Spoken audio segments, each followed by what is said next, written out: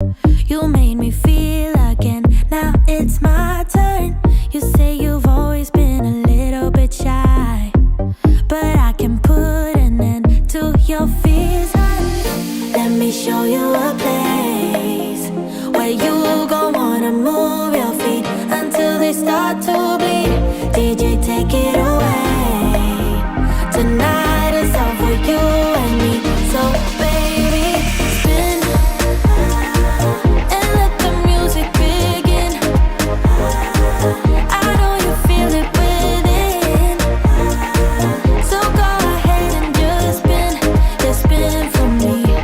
Won't you spin? Don't let the doubt in you win. I know you feel it within, so go ahead and just spin. Just spin for me. Won't you? I know it's hard for you to give it a try, but you are not alone. I'm here with you. I think you owe it to this beautiful night to lose all your control. Do it for you. Let me show you a place where you gon' wanna move your feet until they start to bleed. DJ, take it away. Tonight is all for you and me. So baby, spin and let the music begin. I know you feel it within, so go ahead and just spin for me. Won't you spin? Don't let the doubt in you win. I know you feel it within, so go ahead, just spin for me.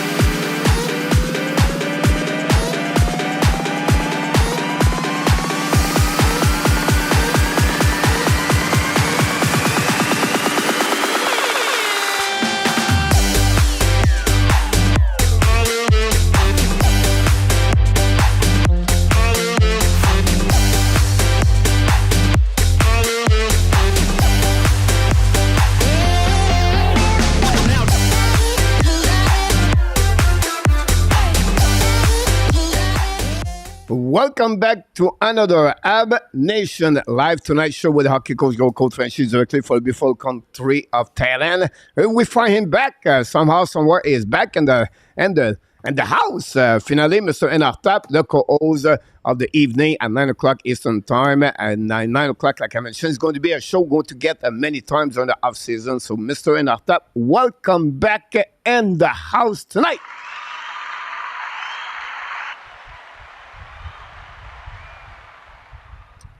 Hopefully you're doing well, Mr. ENORTAP. I don't hear you. I don't know if you are mute or not, or is it me? Mr. ENORTAP, can you hear me? Wait. Mr. ENORTAP, you should say hi. Hello. we can hear you. We cannot hear you. Hold on. My site is working good, Mr. ENORTAP. Interview mute. No, it's not mute there. Let me check something here, Mr. ENORTAP. Going to be most of you know somewhere else. Come back here. Let's try again. Can you talk? Mr. ENORTAP? You have to reboot again. Come back. Just come back. There we go. We have some kind of technicality problem right now. And the Hockey Nation show. That's happened sometime, right? It's how it works sometimes. You have to figure out something. And then we'll see if he can talk. Here we go. Finally, I can coach. So now it's the seventh time I present you live, Mr. ENORTAP. Seventh time I said Mr. ENORTAP is back in the house. So here you go. I did it on purpose. Time, Mr. ENORTAP is back in the house.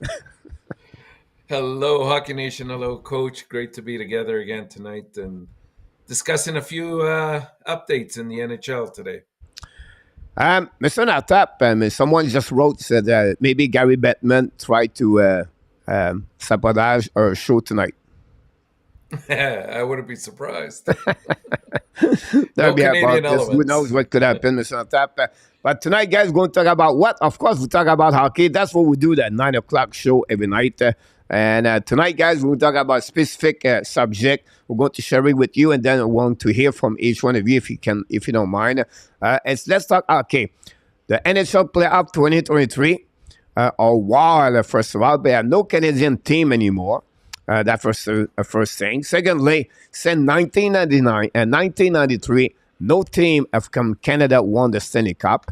And you can see year after year, many teams and the Canadian side countries struggle in the playoff, everything like that. And that's what we're going to talk about. We're going to have the reason behind this. And then we're going to share it with all of you guys. And then in the chat, of course, you can tell us what you think the reason behind that. So we're going to talk about this subject about a couple of minutes before we welcome everybody. And we have more things to talk about tonight. On the program, we have the NHL Playoff 2023 preview, round number 3. We're going to talk about that. We're going to talk about the Montreal Canadiens, a couple of news and update around the team. And then finally, we're going to reviewing what's next for the team are eliminated. What's going to happen with Toronto, Edmonton, Colorado, New Jersey, Pittsburgh, Calgary, and those teams, St. Louis Blues. And we're going to try to get a couple of teams like this. And then finally, if I have time again, we're going to talk about the UF3 2023 already. Their stock increasing or go down because of the performance on the playoffs. So that's what we got tonight. We're going to go here for about 90 minutes. And the only thing we ask you guys is if you have any question, stay on the subject, first of all, for your question, right? Don't talk about the Montreal Canadiens if we're not there yet, because we're not going to start until we get there. Secondly, put the letter Q in front of the question. That would be helping me to follow the question. That'll be easier. And Mr. ENORTAP is here to talk about and to answer all the questions you have tonight. So we just want to say hey and thanks so much. We want to welcome everybody back in the house, first of all the moderators, thanks to be with our Canadian show. Really appreciate to be a part of the show tonight. But Mr. Bob, back in the house, Mr. ENORTAP, Bob from Minnesota is in the house. Big fans, of course. Yeah, the Dollar Star. So first, come back again after he showed up yesterday. The road runner, Gary Cournoyer, Mr. ENORTAP, is in the house. Welcome back, Mr. Gary Cournoyer. From Ottawa, we have Claude Richard, knock the door. Thanks so much. And of course, Mr. ENORTAP, he's going to be there every night when we turn on the switch on talking about the update scoreboard. Mr. RJ Calabro is in the house, Mr. ENORTAP. Absolutely. Welcome. What about our friend, Mr. Roger Delaney? Mr. ENORTAP is back with us. We want to wish him a speed recovery. I know he recovered from a big major surgery, but he's looking a little bit better and better. So, Roger, thanks to be with us tonight. And welcome back. Dans la belle province de Québec, dans la région de Sherbrooke, M. ENORTAP, on est de retour avec nous. Nicolas de Kobe-Bonneau, back in the house tonight. Welcome back. Welcome, Nicolas. Dans la belle province de Québec, un autre, M. Ronald, is in the house. We call him Mr. Ronald, Mac Ronald. So we'll call him Mr. Ronald. He parle français, he speak French, speak English. So we want to talk to him any language he wants to. We can talk to him. It's not a big deal. But welcome back, Mr. Ronald. He was with us last night, Mr. ENORTAP. And then we have Jake McEnway. Here we go. So when Jake McEnway show up, Mr. ENORTAP, first of all, we appreciate he show up here, and he's really good about that, and we appreciate. I know it's during the summer, during the winter time, he was busy with that, but I'm always interested when I open the door, what kind of logo he's going to get, because he changed the logo many times. So now tonight, you have no team. So I'm curious about which team is going to go for the round number 3. I can wait about that, Mr. ENORTAP. No emails available for right now for Jake McEnway, Mr. ENORTAP. Every logo he puts up, they lose. That's the problem. Exactly. It would be interesting what's going to go there. Mr. RJ all gave us a 3-3 Yankees Blue Jays at the top of the 6th inning. That's happening there. KLS is in the house. I hate when we get to the conference final series. No game tonight. It's sad. You're absolutely right about KLS. We were a little bit like, really fortunate to have round number 1. You have game every night, like 4 games per night. Then round number 2, he still at 2 games per night, and they go all the way. Now it's going to be a little bit only 1 game per night. Well, it's not too bad. And then after that, the Stanley Cup, Mr. ENORTAP, is only 1 game every 2 nights. And then we're going to take the off season for a couple of weeks and NHLs. But we have the drafts coming very soon, and we have the UF3 in July. And then after that, we're going to take relax a couple of weeks for sure. But you're absolutely correct. Without hockey, we struggle the evening. But you can come back here for the Hockey App Nation Live Tonight show. Every night we'll be open the door. 9 o'clock. Gary, coach is setting up a drop with cheese. Oh, don't touch that one. That's a Now, loaded one. I can confirm now, guys. This I found out yesterday. But Here we couple go. of was I had to ask, Gary. couple hours ago. Not about the cheese, but in Thailand, I found out this. It's confirmed. It's a fact. I did it. So the bar at Thailand closed at 5 o'clock a.m. I'm not telling you what happening in the bar. I'm telling you what time they closed the bar.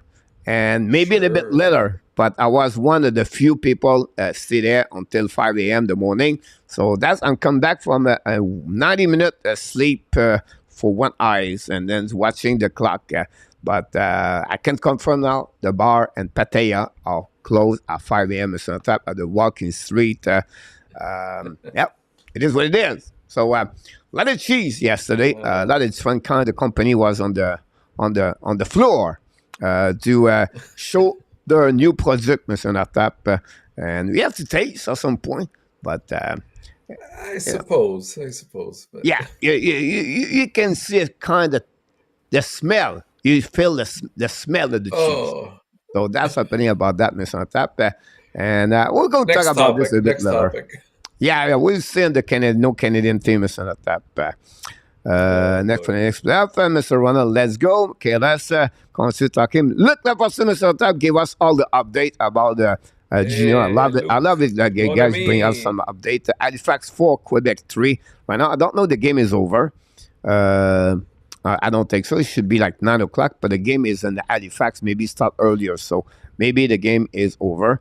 I'm not sure about this. What a great game last night between the London, Mr. Tap, and the Peterborough. You have a chance watching this game. Well, go get the highlights. Amazing, great game. Peterborough win an overtime, 6-5. I don't think so. The two goaltender was in the game last night going to be a first-round pick, Mr. Tap. I don't think so. No, I don't think so. I don't think so. Didn't look too good. They struggled last night. It's happened to everybody, but they struggled. What about the Moderador number 1 run with Kings 20 is in the house, Mr. Tap? Hey, Run. Welcome.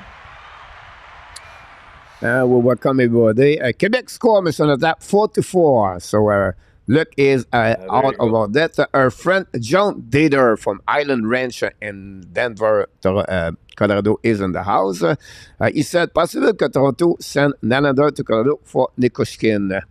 Mr. Natap. Oof. Oh, boy. I mean, anything is possible. I've heard some rumblings about possibly Nylander going to Colorado as well. I don't know if Nikushkin would be the return on that. I think the Leafs would be looking for a little bit more in terms of younger players probably, or some draft picks, because they're very low right now. They don't have much in the cupboard in terms of picks over the next 3 years. I think between the first and second round over the next 3 years, they only have one first, and that's it.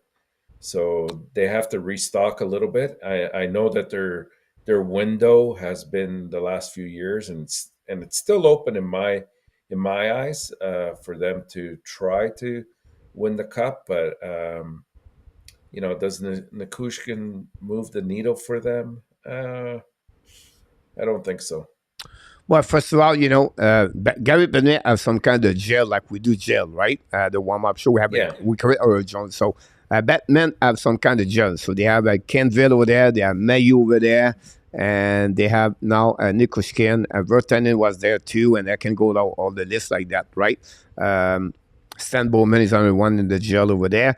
But Nikushkin, the problem with that, John, he will not going to returning NHL very soon.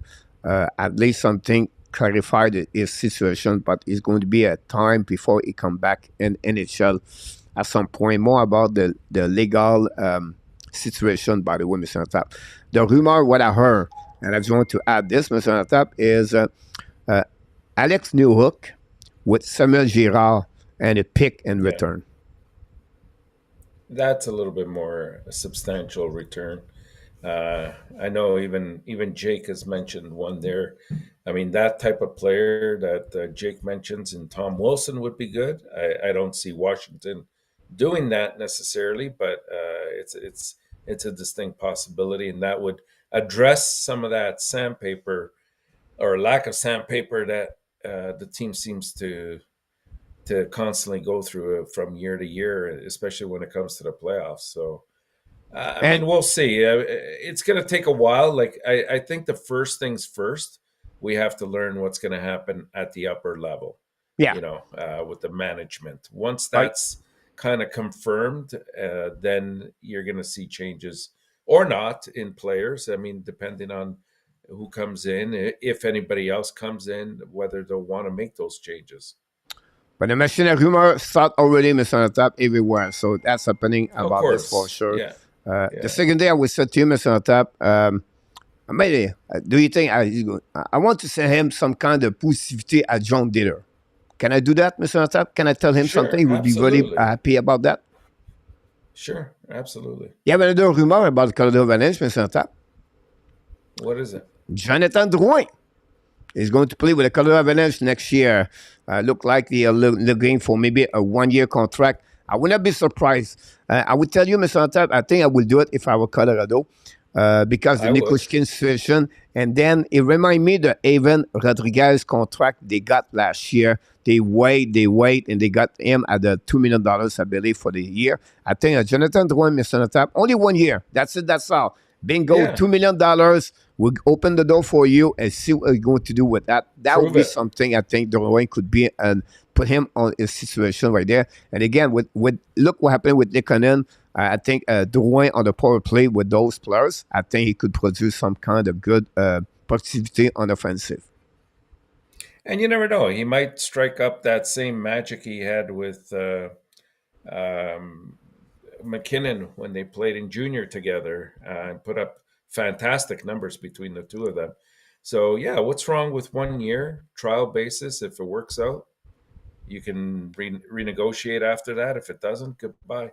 It's like type of play, Mr. Type, he can produce. I called him a 1-3. When you talk about a 1-3, but when I said a ratio 1-3, guys, it's about 1 goal, 3 assists, right? So is a Yeah, guy can yeah, score 15 goal with Denver, and then he can get maybe 40 assists with the way he has his vision, his passing, everything like that. And I think that gave him about 50 points, 60 points. That's pretty good if you think about this. So opposite would be better for absolutely. him with the Colorado Avalanche anyway. But it will be interesting. This is another thing I want to talk about. This not a problem. Open the door like this guy wants to talk about this. Can wait to watch the Surrey Cup game or the Stanley Cup game, Mr. Ronald. Hope the Islanders, the Panthers at okay, the Islanders but Memorial Cup tournament will be better que le Stanley Cup, Luc Lafortune said. Tu penses que quelle équipe qui vont remporter la Coupe Stanley? Je ne sais pas, mon Ronald. Je suis dans une situation d'incertitude avec tous les changements qui arrivent. Là. Ton choix peut être meilleur que le mien parce que j'ai pas vraiment bien prédiction. Mes prédictions sont vraiment pas bonnes cette année. Luciano Graziano, no brother is in the house. Hey, Luciano, stay tuned. Luciano. Luciano, we're going to talk about Toronto Maple Leaf. I want to hear from you about that. Our friend Jeremy and Mr. Natap is back in the house. Go with Go Round Power Go. Jeremy had a difficult night last night again. It's a difficult time to see what happened. Our friend Anne Rabinov is back with us. Thanks so much. 4-4 coach. Hey, Thanks so Anar. much to give us. Mayu is absolutely on fire about this. You're absolutely right. We're going to talk about this in the next couple of minutes. Let's stay tuned and Rabinov talk about this. Would you trade Nylander for Tom Wilson? Yes or no, Mr. Top? That's what I was referring to before. I think it's a more reasonable acquisition for Toronto because it's the type of player that Toronto is lacking right now in the playoffs, and he's the kind of player that not only can put up some points, but he stands up for his teammates, and it's going to give them a whole different culture on the squad. Now, him alone is not going to go to the nth degree in terms of putting them to the stage that they need to go to. But it's a huge, huge positive move. They have to address a couple of other areas as well, in my eyes, before that happens. I understand Wilson is not Kachuk, right? But Nilsson Right. bring He brings a an not presence, a an presence. unicorn, but he brings something like not many team has, right? And he brings Yeah. something what the Toronto never have for the last couple of years. So for me, that would be something. I think you need to add something with Nylander for Wilson. It's not 1-to-1 because for No, me, no. why shouldn't we need more in return for Wilson? He's going to be 30 years old. He's just turned 29, so he's going to be 30 years old for the upcoming season. Again, Mr. Top, 22 point, 33 game, and with 13 goals and 33 game. He was almost in space, maybe in pace to score maybe 25 to 30 goals with Washington, Mr. Top. He plays 17 That's minutes right. per game. Absolutely. No, So, no, it's something that would definitely help them out. I mean, he's the kind of guy that not only will instill a little bit of fear in the opposition, but he'll instill some of that fear even with his own players. If somebody is slacking off, he's going to get him up. yep, so right. Um, Claude Richard, for your answer, I believe yes, it is. But maybe Luc or someone follow a little bit more the QM can reconfirm. I'm pretty much guaranteed, but I'm not completely 100%. So, but I believe it is Claude. If you maybe someone that can go there, Luciano will answer to your question. That'd be great. Because Edmonton would be tonight. You're absolutely right. Shark from Nashville is in the house. John Garage is in the house. Welcome back, John. Glad to you. Mr. Zeph Lecab is in the house. First of all, Zeph, we wish you a speed recovery. Zeph was sick the last couple of days, Mr. Tap. So hopefully it will be there about this. Until Batman is no longer the commissioner. No cup in Canada from Zeph. Should Ellis sign both Copley and Copley Salo or sign one and trade for Alibak or try for Jerry? Great question, Ron.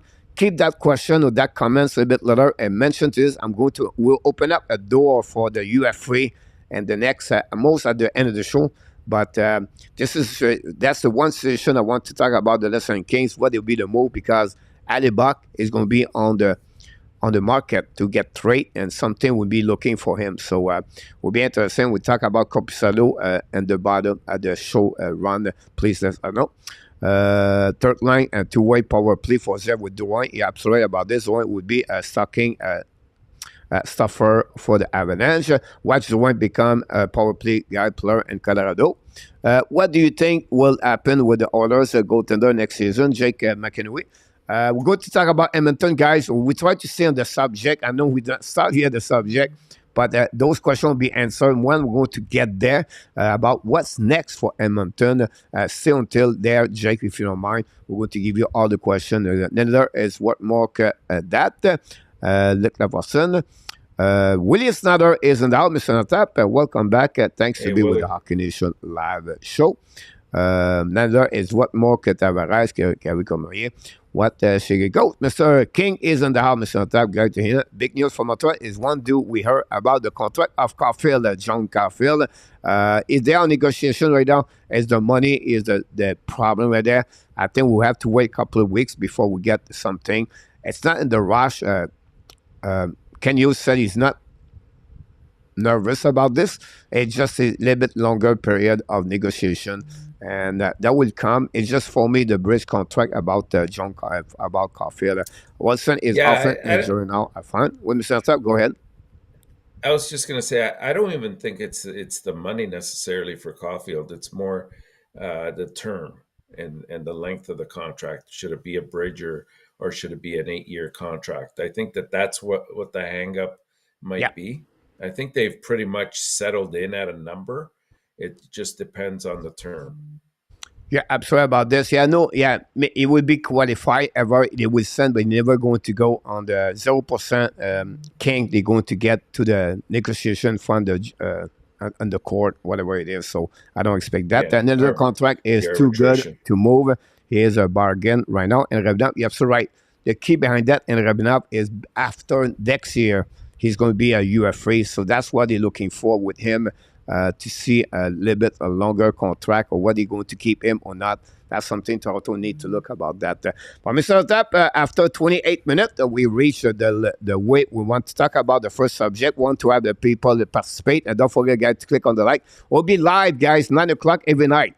So this is the place to be if you want to talk about hockey, different subject. We're going to open the door for Q&A, and don't hesitate to ask questions.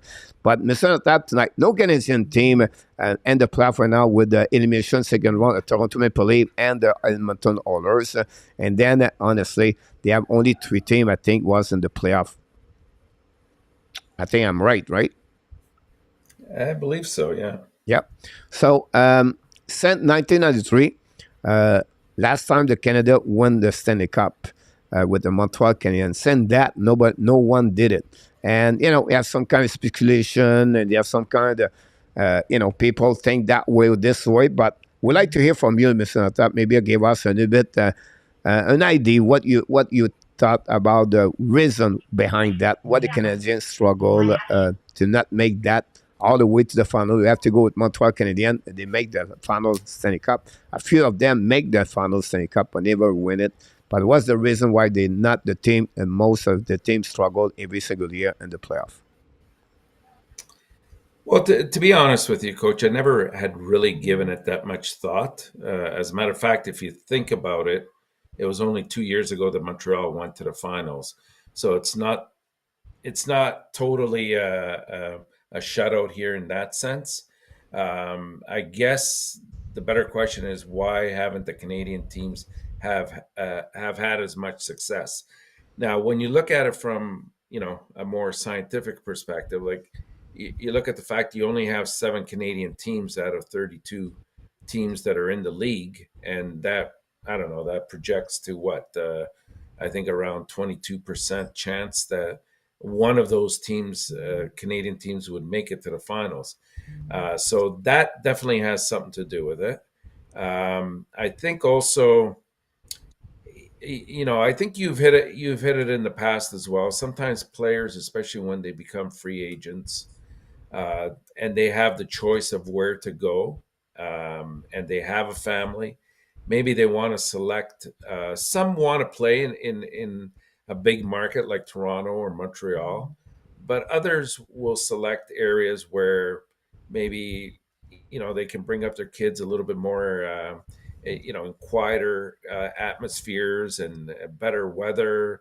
Be it in California, be it in Florida. So that has a lot to do with it as well. I just think personally, some of the players don't select like a destination like Winnipeg, not because it's not a great place to be, but the winters are tough there, right? And they're long, they're cold. Same thing, but to a lesser degree in Alberta. So it's a little bit harder that way, and so you don't attract the big UFAs all the time. And I know there's a lot of exemptions to that, and we've seen that in the past. But I think those are pretty much the main reasons, at least in my eyes. Yeah, great comments about this. I'm just answering back to the people. Welcome back. Willie Snyder and Steve G, 2 of them. Phil Gervais from Manitoba is in the house. In the point where you talk about only each team maybe 1 star and the rest performing is not great enough to play as a team together.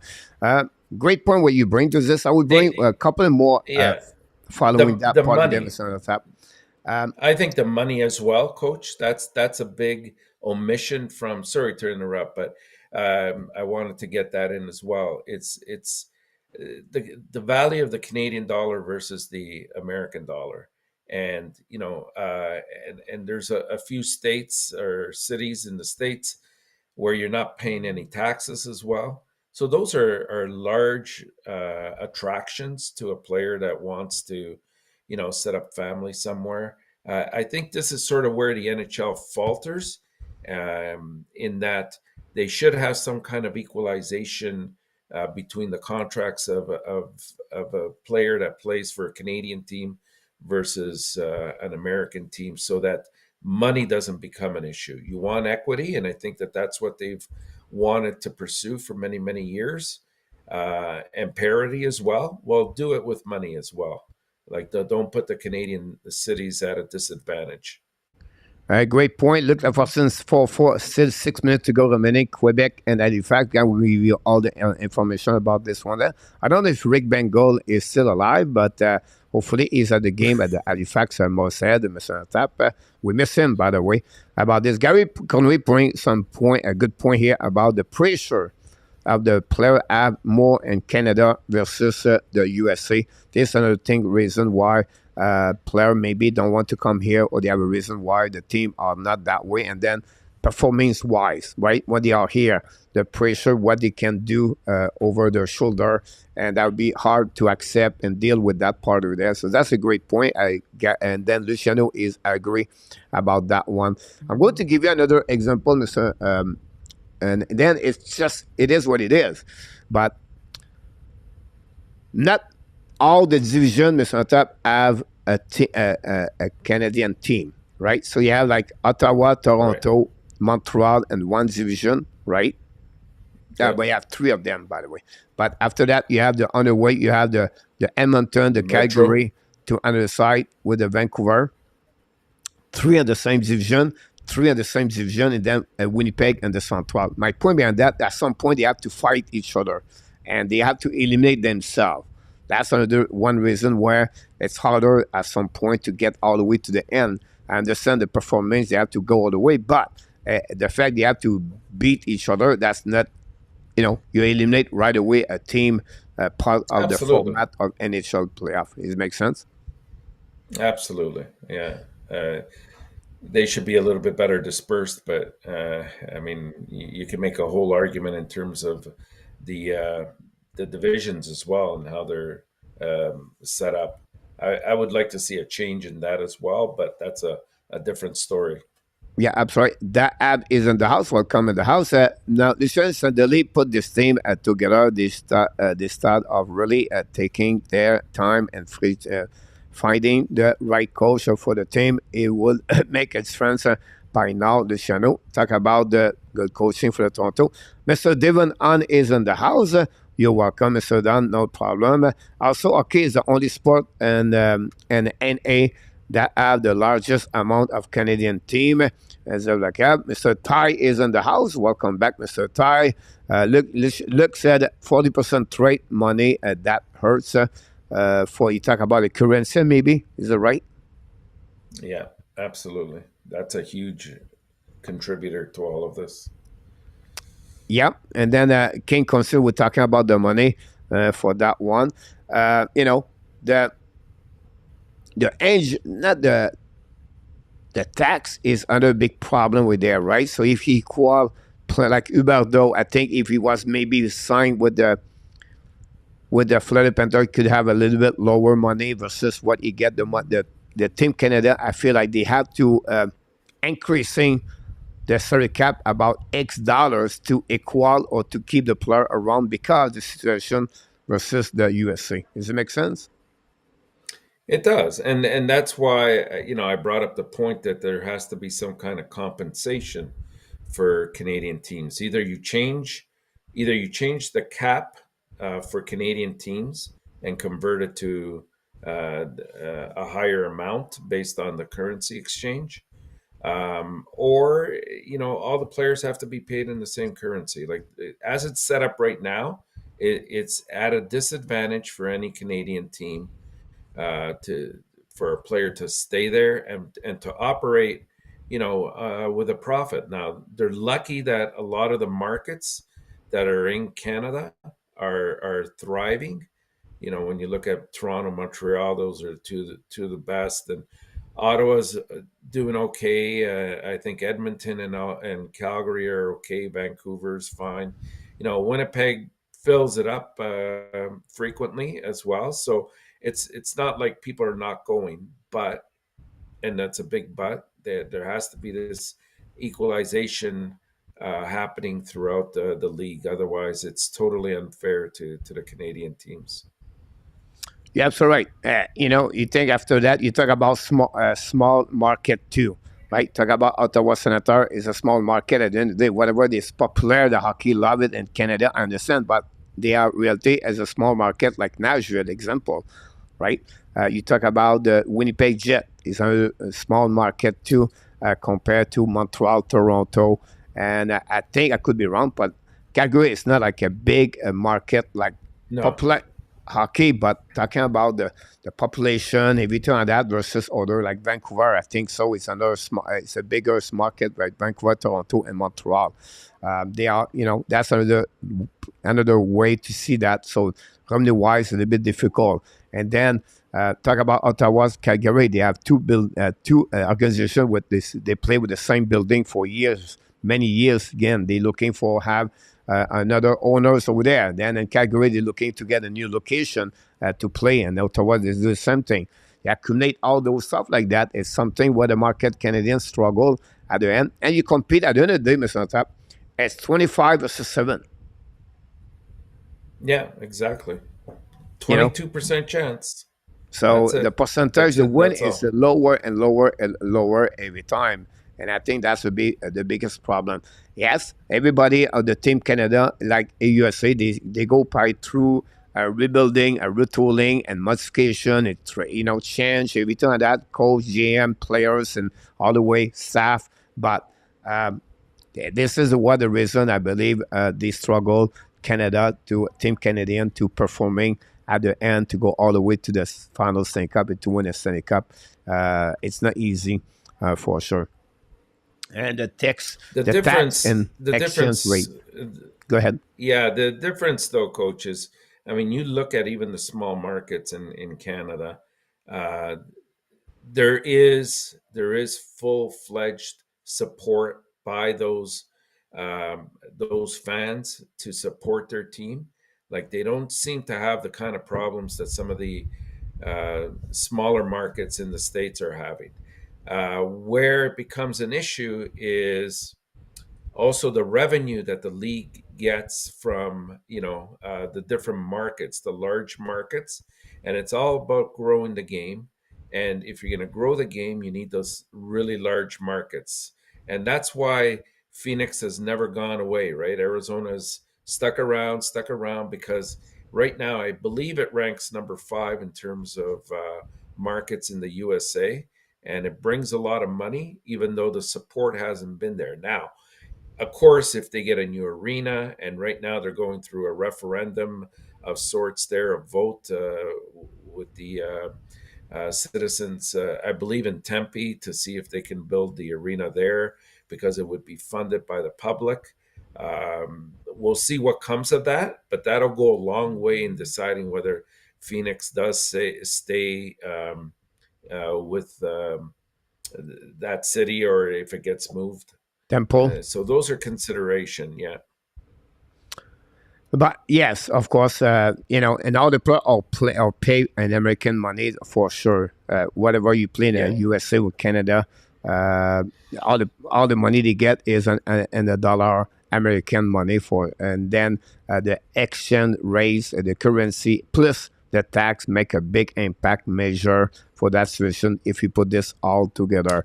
You have a couple of questions. But the point is this, that even though they're the exchange, or even though they're getting paid at the same amount, to entice a UFA to come to a Canadian city, you're going to have to offer them a lot more than you would if they were going to an American team in that market. And so that's where the inequity that I'm alluding to here works. I remember when I moved in USA to work, I would just give you an example, like $1 American money, right? That would give me about 130 Canadian money in my bank account, right? And with the tax, with the 130, because I paid the tax in USA, I was getting only 23% tax to pay.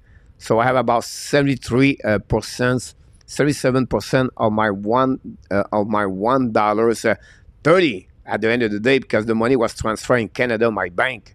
I was getting like almost like double, maybe more, almost like double at least money I can spend when I was working USA. So any player in USA, in Canada, like Jonathan Huberdeau, at the end of the day, it maybe make over like, I don't know, like maybe $13 million more, $3 million more or maybe $4 million more in his pocket, and but you have to pay the tax in Canada, and that's what it's different between when you play in USA and now you Yeah. make that money, American money, and you return to back home, but that money multiply and you tax less at what you got in Canada because you charge your tax in the state where you are, so in the country where you at. So at the end, a big advantage if you play in USA. If you talk about tax and the currency altogether, does it make sense?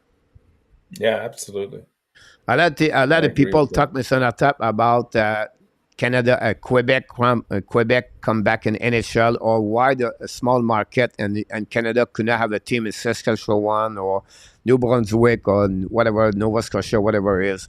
Any reason why the small market, the reason behind it cannot have any team in NHL over there?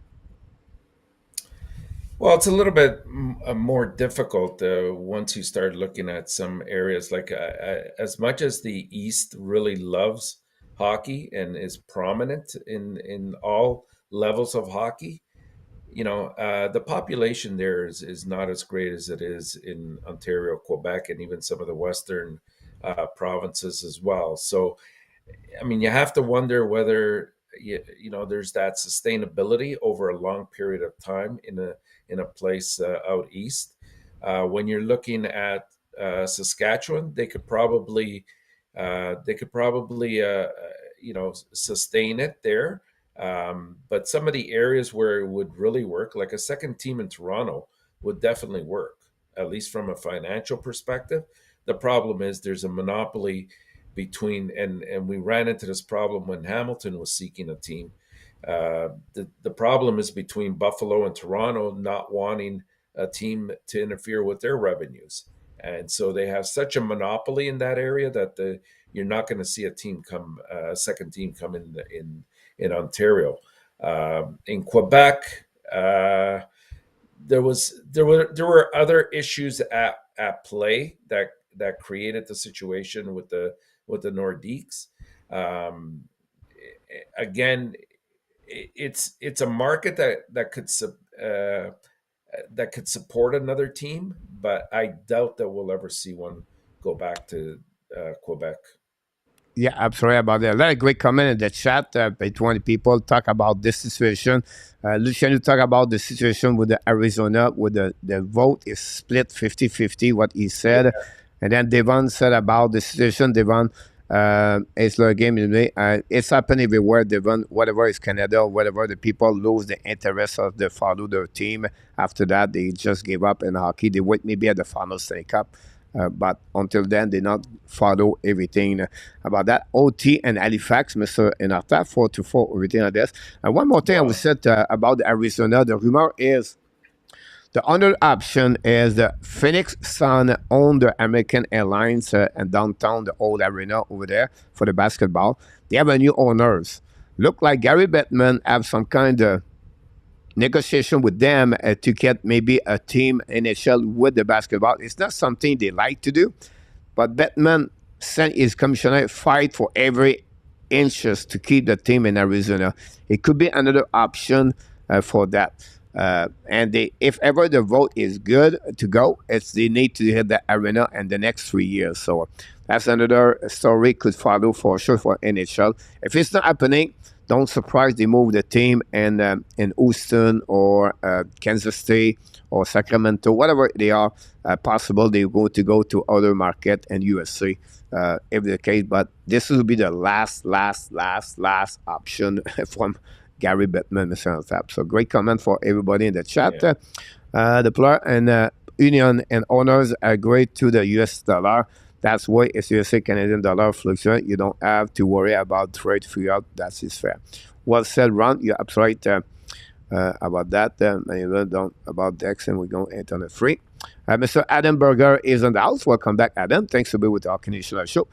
Plano, I have nothing to say, Ron. This has been done in the 80s where union was weak about that. Sorry, but Arizona expect the citizen to pay more tax to fund the arena build and run around the possibility Aaron Matthews will pay $2 million. No, thanks. But one thing about that, it's not only coming, it's really bigger at the rink. It's an entertaining location. It's a business location, and it's I would say It's that the accessibility. condominium Accessibility. and everything like that building around that, and plus the mall, and plus it's like $1 billion to put there. So that tax come for the city, and they have other things that in return they get in return. Now, I don't said right or wrong. I don't said I don't said the outcome of that, or I said I would take yes they should do it or whatever it is. I just said you what they get in return, or what the all the thing they're going to build over there. They have a lot of money in Arizona for sure. It's a tourist location like in Florida. Not easy any sport team to have success in Arizona because it's a fans base and not like everybody in town cheer for the team. That's what happening in Florida. You're going to see sell out in Florida right now, but you can go back in October and December next year. It's going to be half empty. That's what it's been in Florida. It's going to be always there. And any team, guys, playing NHL have success right now, they're going to be sold out the place. Whatever who they are, they just the demand is there, Mr. Nata, at the end. Yeah, absolutely. Yeah. I So that mean, you also have to look at the fact that in many of the U.S. markets, it yeah, ranks as the number 4 sport, and so that's a big mountain to climb as well. Because I don't know there if in the states in those particular states whether it would ever rank ahead of, let's say, a basketball, football, or baseball. I mean, those are three major sports that are sort of entrenched in the U.S. Culture, just like hockey is here in Canada, right? It's part of who we are as Canadians. yeah, I'm sorry about that. Willie want to know when the Nordic is the year of the franchise. You talk about the Nordic, When they left, WHL at the beginning of 72, 73, I believe, and then he come back in yeah, 79 and 80, where they won that area. And then they go all the way to 95 before they move, and 95, 96. I can record it that way. That would be the I best way think it about was this. Great around conversation 20. between Ron and Luciano and Luc. Like Quebec got a team. They sound to be a friend that I said to create an American expansion team, but the moment a Canadian expansion team is mentioned, all the market have problem with this. The problem with everything in Canada, guys, is a TV contract. That's the problem. Where you don't build any other team in Canada versus Yeah, USA. Never have to fund the building or the arena. They already get ripped off when they go with a game, Luciano. $1 billion is a new arena. KLS really aid will bring money for concert. Ottawa Center Cell is going show. Get Cournoyer. If football has NHL and the CHL, why not to hockey league have NHL and national NHL? Because they are already the NFL is already what the NHL is at the end of the night. Southern American Canada, that one change. Okay, let's absolutely. Batman putting pressure on the Canadian owners to be just looking to move them and the USA. Did you get the Vegas jersey, Ty? I did not get it. I did not get that jersey for sure. I know government are trying to make it run. One, the team has to be used on money to make a repair. There's a public tax money for that project. I will guarantee a better turnout in Quebec, Houston, for that one over there. I think so too. Will be interesting though. What we did around the Canadian team, that's honestly we had a lot of great points for people in our tab. We did a lot of great things, and it'll be interesting what it will be the next move. But again, they at the end of the day, 25 versus 7. That's for me. That's just I mean, if it was 16, it's 16 the versus top, math. you can try to go deeper, but it's not fair. Yeah, it's just a case of the math, and like I said, it's just a couple years ago that one of the Canadian teams was at least in the finals. Here we go. Let's move on, Mr. Top. We're almost hit the 1 hour. The Montreal Canadian News. I like the fact we talk about the Canadian team, the good chat, and the good people to chat and with great knowledge about this. So thanks again, everybody. Don't hesitate to make a question. I'm going to answer to you. We'll open up more for the Montreal Canadiens. So you have any question about Montreal Canadiens now? Cole Caulfield. It's time. It's time now to talk. But the first one to talk about, Mr. ENORTAP, is Mishkov. The Yeah. rumor and all the kind of stuff like that. And some people put some clips about Mishkov, and you can see how kind of talented he is. He already set, like, I think, 5, 6 Michigan goal, and you can see those part, and you can realize. And now Montreal talk about homework to see him and by Pobrov. And Montreal really go deep about this. The rumor said Montreal will looking if it's possible to get him. They not said yes or no yet, but point back to him is like he have an amazing, great season at the end with KHL when he was loaned to the team for other team, and now it's going to be interesting. It's going to be the biggest question is he's going to be top 5 or after. So my question to you and for the people in the chat about Michkov, 2 questions. First, when do you see Michkov to get draft? And then do you think Montreal Canadiens are going to draft? So you can set 4 and no, or you can set yes, 5 and yes. You can go that way over there. But I would like to hear from you, Mr. ENORTAP, what you think about Michkov. I think if he drops the 5, coach, and I've said it as well as Marco in the past. I mean, you cannot pass on Michkov. I mean, there's a reason why they call him the Russian Bedard. This guy is an amazing athlete, great skill set, stick handler, just wonderful, great vision, can score. Like this guy is the complete package as well. And I think if you really look at it realistically, it fits in the timelines of the development process for Montreal. If he comes in 2-3 years in 2025, I think you cannot let this guy go if he falls to 5. If for some reason he does get picked up earlier, because there is, either possibly San Jose or even to a lesser degree Columbus that might bite and take him a little bit earlier, then someone like Carlson or Smith will fall to 5 at that point. And so obviously you're going to take one of those two, which is still great consolation player for you. But you can't let this guy go. You can't let him go lower than 5. I think that they're going to do their due diligence. The Montreal organization, they have connections there with Bobrov, with Russia, and from everything I'm hearing, this guy wants to come here. I mean, why would you decide to show up at the draft if you don't have the intentions of coming to the NHL? And he's confirmed that he's going to be at the draft this year. So, you got to take him. Now, you got to be careful. And when I say that, I mean, the draft is just around the corner. You don't want to tip your hand to any other team that you may or may not be going to select Michkov. You got to hold your cards close to your chest, and just see how things develop at the draft in terms of making decisions at that point. But in the meantime, you have to do, and they will do their due diligence in getting as much information, not only about Michkov, but about the whole political situation there, and how things will go on. Super chat. Stu, Are you ready, Mr. ENORTAP? are you ready? Here we go. I'm ready.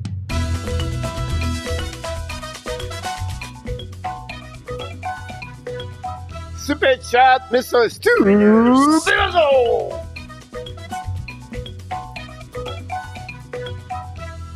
Super chat, Mr. ENORTAP, the first of the Ab Nation live show playoff 2023, Mr. Stu Bilazzo. So did it, Mr. ENORTAP. Thanks so much, Stu, to Way to be go, Stu. at 499. The Red State Final Four, Stu Bilazzo. So glad to having that part. Was said. I really enjoyed the video you put out today, Coach, about Michkov. I thought that it was very, informative. If some people want to see some of his plays, have a look. Like it's extremely informative. We saw the one with Bedard as well. Just excellent videos. Thanks so much about that. We're going to looking for Michkov the next couple of days, but look, yes, you're right. Compared to any other players in USA and Canada, or maybe follow like Carlson, Michkov is not easy to see the clip, everything like that. Not many people can see the KHL, and but the good news about this, they have some kind of website you can go, but you have to pay. I will give you an example. I got all the information about the NSTAT. NSTAT is a data underlying number about strength player all around the world every year. And they produce all the clips of Michkov example. So you can see that. After you watching play, look, the guy is talented. Like, this is the closest players, I believe, is going to be close to Badal at the end. The guy has an amazing, great hands. He is just shifty. He can score, and is really smart, great skater. And again, you get something big and huge with Michkov. For what I know, for what Montreal looking for, they can at least the only thing I would say, Mr. Top, they will do, and Gary said this all the time. Don't worry, Hugo will do homework. He will do the diligence to find a way who they are and what he can bring. Montreal, like any team, you should always draft not the best player today. You draft the player is going to be best in 5 years and 6 years. You assume, you predict, and you think with all the tools you have right now and what you can bring to develop that players. They see example what players should be that way over there and next 5-6 years. If Montreal does not select Michkov, Mr. Top, because they have something they know and we're not going to know, and they know they cannot select him if he's still at the leaderboard, right? And that conversation is shut down right away, Mr. Top, and June 28th at 7:32, when the San Jose Sharks said, we select from Russia, Matvey Michkov. We look at each other, Mr. Top, we're going to look at each other. Oh, we got Smith, right? That's simple. So all the time we talk about Michkov, it will be turned around that way. But I think the only way Montreal will skip him is because they did something and they learned something and they know now they cannot. They figure out it would not help to get him about that. The fact, guys, that he's not going to come back. He's going to be back maybe another year contract. Like, look about every star they got. They come back in the league quicker, faster to join the NHL. So it's not going to be now.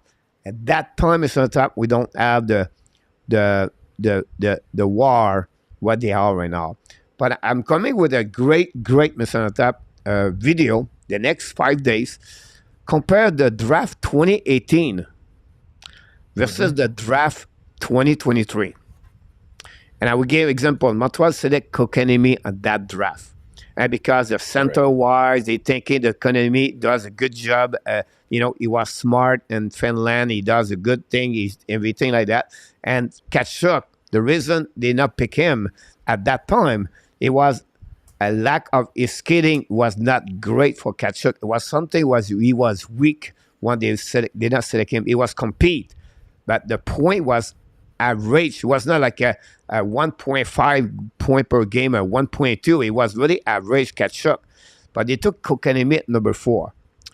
My concern when you compare Kotkaniemi for 2023 draft, which player is similar to him is Dalibor Devoski.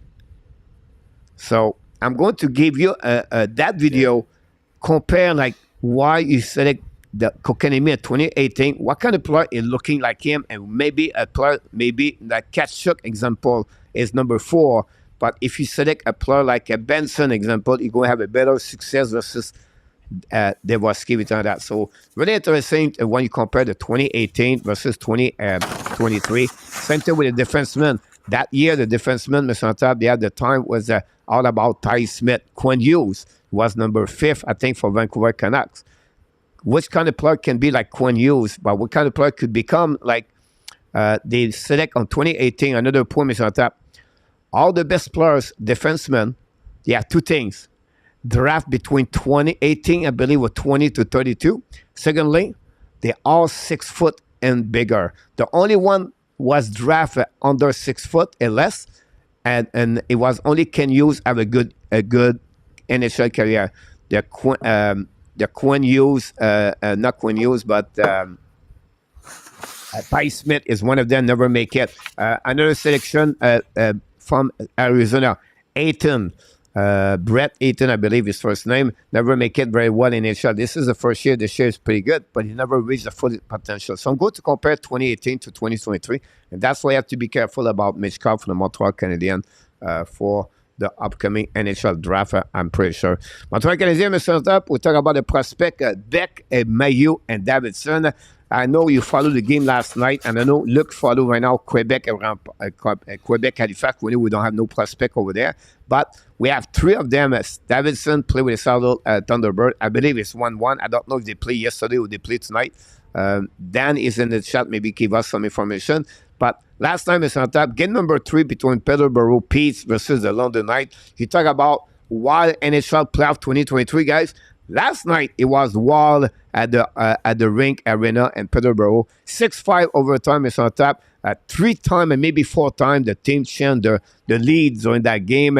And both goaltender, they was looking backup number 2 last night. And the winner of that game was Peterborough and overtime. Robinson, another prospect for Seattle Kraken, have an amazing, great night. Mailloux have 1 assist. Beck have 1 goal, 1 assist. Was not suspended after his elbow to the head.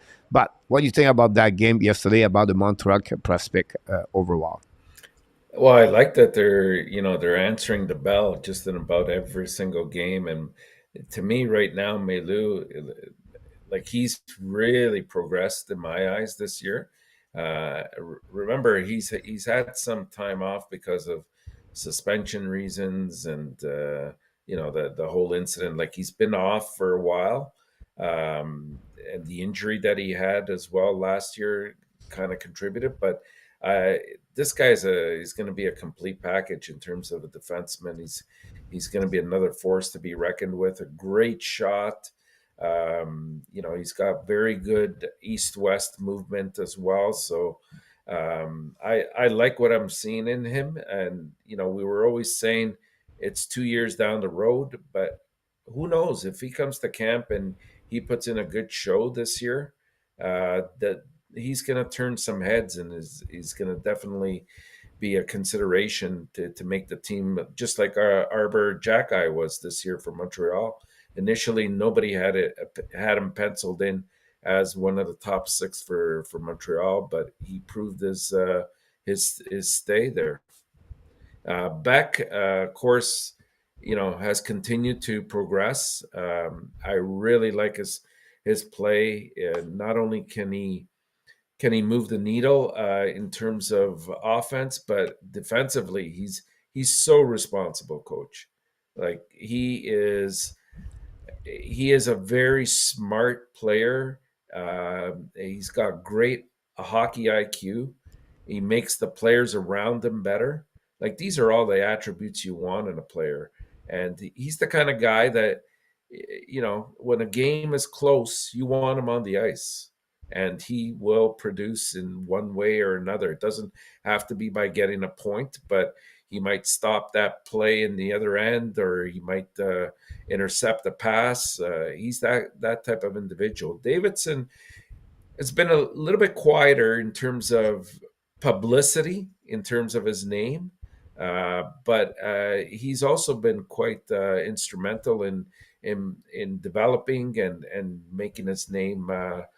Putting his name out there, and it's going to have to be another consideration. So these are all 3 great prospects for Montreal, and it bodes well for their future.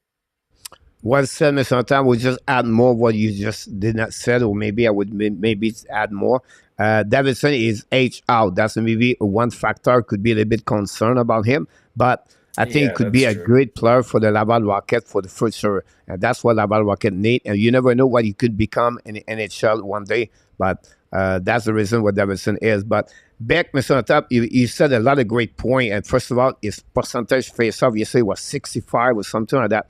I feel like Owen Beck, guys, one, the game become more important or the level of the game is increasing, Yeah. right? And like it's really count more. Owen Beck elevate his game. It remind me a lot for me right now. Next to ski when he played with the OHL with Guelph Storm, if I can recall it. He elevate his game and he produced so much during the OHL playoff and then the Memorial Cup. That's what I feel like Owen Beck is doing right now. And look at you guys. Everybody said he's going to be waste his time if he's returning in OHL next season. So he's right now out of what he's supposed to be. Remind us, Jacky last year, again, played very well right now with the team. So it was said about the three players, Beck, Mayu, and David. So we have a few people in the chat, Mr. Nata, who can answer. We're going to go through this. Will Mishkab be able to develop properly in the KHL, or do you think they will be starting a bit the growth over there? I know I'm going to bother you, Mr. Tap. That's good. Let's go back in 2018 draft and 2023. Now, 2023, we talk about Sven-Pierre Rusha, Michkov. We talk about Daniel Bott. We talk about Smishev, I believe. And they have Guliev, defenseman for all the Russia on that one there. And 2018, the team was a little bit concerned about Marchenko. If you follow Marchenko, guys, is a rookie this year with Columbus Blue Jacket. He burned the American Hockey League at the beginning of the season. He finished one of the best player rookie in NHL. He just played half of the season. But he had the same path like Mishkov. It was played with CSKA and KHL. And they used him and they developed him. And look what he did over there. So I don't say Mishkov is going to be like him. But I'm talking about the path. I'm talking about the development. And those questions, you said King, is great because the people asked those kind of questions on the other website before. But I just tried to figure out you guys to bring other perspective of what I know. And I can sharing this with you guys so you can understand a little bit more what's going on. By the way, we miss Mr. William McClary, Mr. Natap. I didn't say it the last couple of days. Yeah. Yeah, no snowmobile in the water, right? In Ontario, that's not exist. So No, not anymore. Yeah, Not this remember time of the year. Danny with his shark is in the water, but we don't know about the snowmobile, Mr. Tap. A lot of people talk about this. Great comment from Mr. Electronica. You're absolutely right about this. We mentioned this too for you. Who is the edge defensively, better or Michkov, Mr. Tap? Defensively, Yeah, I would say they're probably very similar. yeah. Defensively, they're not bad. If I had to rank them on a scale of 1 to 10 defensively, I would probably put them both at around a 7. I would slightly go with better on that one, but like 4 and 3 example, like just one below. Better is a center and then Michkov is a winger. About that one or that. Michkov Bedard has nothing special when it comes to defense. About that, that's normal as a defensively. Michkov is a good bargaining chip for the Russia. They need money to buy more gun for the Cleverson. Bedard is overrated. Jake, no. Already without Kane and Taze about this. Quebec win 5-4 and overtime is on top. Quebec take the lead 2-1. And, the Patrick Roy is already announced this is his last year. This is going to be over for him as a coach with QM. His name is going to be with the Pittsburgh Penguins right now as a coach or the New York Rangers. So his name is a little bit around the NHL. Patrick Roy, guys, want to come back in NHL. He want to make another tour in NHL. He's passionate about the game, and I think he wants to do another one time in NHL. But it'll be interesting what is happening out there. Sebastian, back in the house. Welcome back. Thanks so much. We wish the best for you, Fleur Panther. We're going to talk about this the next couple of minutes.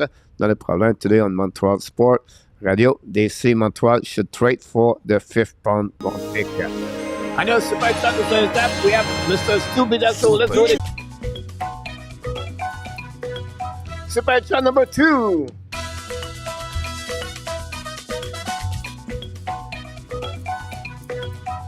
Stupidazo! Mr. ENORTAP, super chat again. Thanks so much.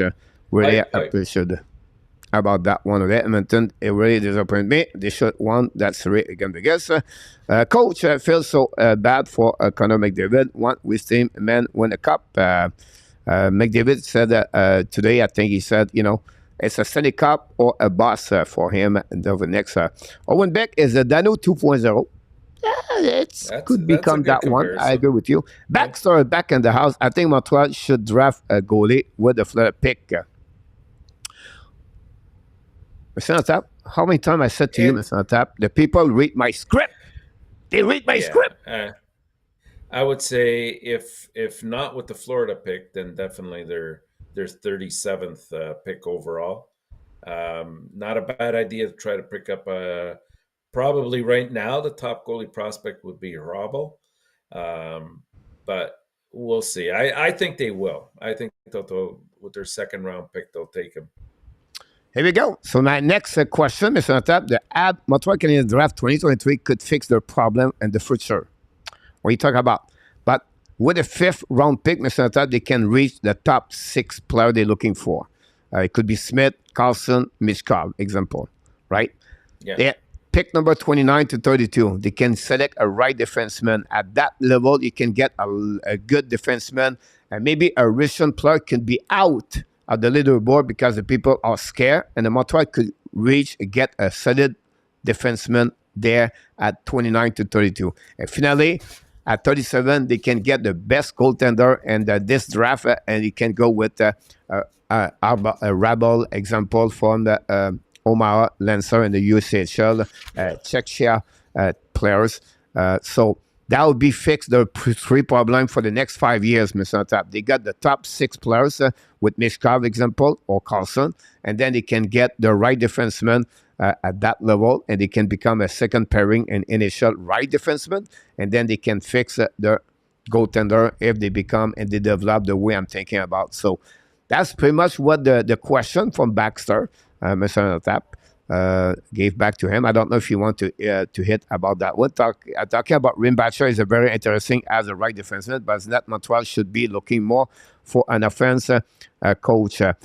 This is a question for Luc Lafortune, Mr. ENORTAP. I will give you an opportunity to answer to Luc Lafortune first, and then I will back to you after that. Is it Luc? Are you suggesting at number 5 that we select him? Because I think that's reaching a little bit. As much as I do like Reinbacher, big boy. I think he's 6'4", if I'm not mistaken. 6'3", 6'4". 200. He's just over 205 pounds. Very good, and right-handed defenseman, which we do need. But I think we're reaching at number 5. I wouldn't take him that high. Yeah. Some people put Sandin Belican before them. Some people now drop him a little bit lower. I think because some people step up the Benson, the Leonard, the Devoski. I think some team now, I think for Montreal pick up him will be too early. He got hit very badly. I don't know the update about his injury, but he got hit by a check, hit by Sandin. Really bad. So I don't know it could be long-term or not. So something to follow up about this. Someone knows the update about his case could be good. I don't know, but I saw last night before I go to bed. I never go to bed, but before I go out, maybe I would said that. So maybe still follow up about that one or that. That people talk about Beck, Mr. ENORTAP, about what they're thinking about him, and great comments for the people in the chat about Owen Beck. And then, right? Francois, if Mishkov is still there at 5 and we are sure he wants to come to America, we have to draft him, Francois. Agreed. Yeah, if everything is looking good for him, I think they should pick him up, Francois, for sure. This is me, my pick. Mishkov is coming to the draft. It's not that enough inscription. He wants to play in NHL. Yes, he wants to play in NHL for sure. It's just to see when he will be here and Montreal is patient to get there. Then we draft him at 5. He's still there. Yep, sir. 6-3 Yankees over the Toronto. Thanks so much. Mr. Stu talk about sat down next to the lady and got a 7 Ks of feeling. There we go, Stu. Will be about this one. I have a feeling Miska will be gone before 5 and Rabinoff. That would be helping at some point Montreal Canadian. Maybe we should draft at number 29. Try to get it. What can we expect, Mr. Tap, the draft Will Smith and the 4, 5, or 6 year? What is supposed to become for Will Smith? What kind of player you can expect for Will Smith? Well, Will Smith, first of all, he's got some of the size that we've been uh, questioning. Like he's 6 foot. I think he's just under 180 pounds right now. You know, pretty much his greatest attribute is offense. I think he will make an elite playmaker and goal scorer. He's got that ability. He's probably one of the most dynamic players in this draft class for sure. I definitely think he's a top line point producer at the NHL level if all goes well, and he'll probably eventually, maybe not right away, but eventually he'll probably be on the power play unit, the first power play unit. Um, his off his off the puck detail and effort, when he exits the offensive zone or back checks uh, to add pressure, really helps a lot. But it's an area that he has to improve in a little bit. His physicality is not where it should be, in my eyes. I think, given his size, I would expect a little bit more physicality out of him. But he's definitely a great skater. He's explosive. He can create separation. He's very agile. His hockey IQ is pretty good as well. And his greatest attribute, like I said, is going to be offensive skills. What's said about Will Smith? The only thing I would say to add one thing he does not do well is what is a little bit his weaknesses. Weak is drive to the net. He don't crash a lot in the net, so compete No. sometimes is not there. But otherwise, you're going to get a solid center in NHL. Um, it could become a little bit better at Nick Zuski to give you an idea. You can Yeah. he don't have that kind of the Jack Hughes power skater, but he has the same kind of shifting shift and eyes he can score. So that will give you an idea about him. A lot of comments, guys, Mr. Tap. To Sebastian, the game number 1 Thursday night, guys. Game number 1 between the Florida Panthers and the Hurricane, and then Friday night the Vegas host the Dallas Star. Game at 8:30 and Thursday at 8 o'clock. So everybody, you can know about that one over there. Sebastian, we can serve to you and move on now to Baxter. Thanks so much for all the like we got so far. Do not click on the like, and we appreciate it. What do you think they are going to do with Josh Anderson? Any news you think is going to happen with Josh Anderson? You think, or nothing happened? I sincerely doubt anything that will happen at this stage. I mean, you have a player that's very content in being in Montreal. He does when he puts his mind to it. I know he's very much a north south kind of player, but his skating skill is good, and he does have the knack to go on streaks, scoring streaks as well. You need his physicality as well. Now, if he can sort of build his resume up a little bit, then he's here probably for the long haul. If not, and he's just scoring some goals, then he probably becomes a very attractive piece at trade deadline time, just like he kind of was alluded to this year at some points, because that kind of power forward is not rampant in the NHL, and it's hard to come by.